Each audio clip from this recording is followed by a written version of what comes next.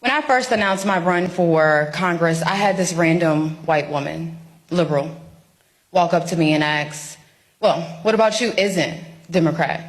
To which I responded, well, besides my skin color, what about me is Democrat? And it was at that very moment that she realized that God gave her enough common sense to ask me about my values. Now, don't get me wrong, I was raised to vote Democrat down the ballot, so when I first started, I would say things like, I'm a Republican, but I'm not a conservative. But now I know all too well I am a full-fledged, hardcore conservative, and I'm proud of it. I mean, my favorite saying is I was born black, not Democrat.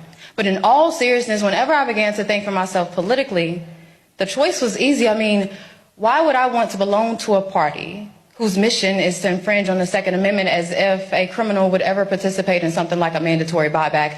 Why would I want to belong to and endorse a godless party? Because there is no such thing, and I mean no such thing as a trans child. We have confused children and sick enabling adults. Why would I want to belong to a party that takes pride in shedding innocent blood? Number one, as if that's not what God hates. Number two, as if there's not a black market for baby organs. And number three, as if abortion clinics didn't start in the hood. Because if you think Trump is bad, you should research exactly who Margaret Sanger was. But speaking of the black community, why would I want to belong to a party who's responsible for the foundation of the Triple K?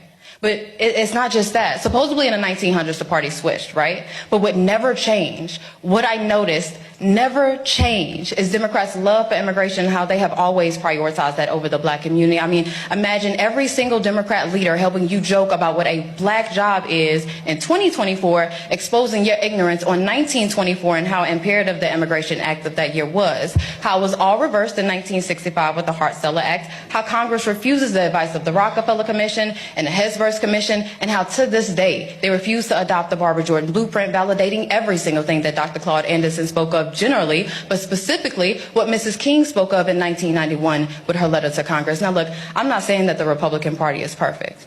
No, nobody's perfect. What I'm saying is I saw with Malcolm X when he said that the liberals were the worst thing that could ever happen to the Western Hemisphere, but y'all ignore that, just like how y'all ignore LBJ saying, and I quote, I'm going to have Negroes voting Democrat for the next 200 years, and by God, 60 years later, I see no sign of recourse, but rest assured your vote is your voice, even if it is a whisper.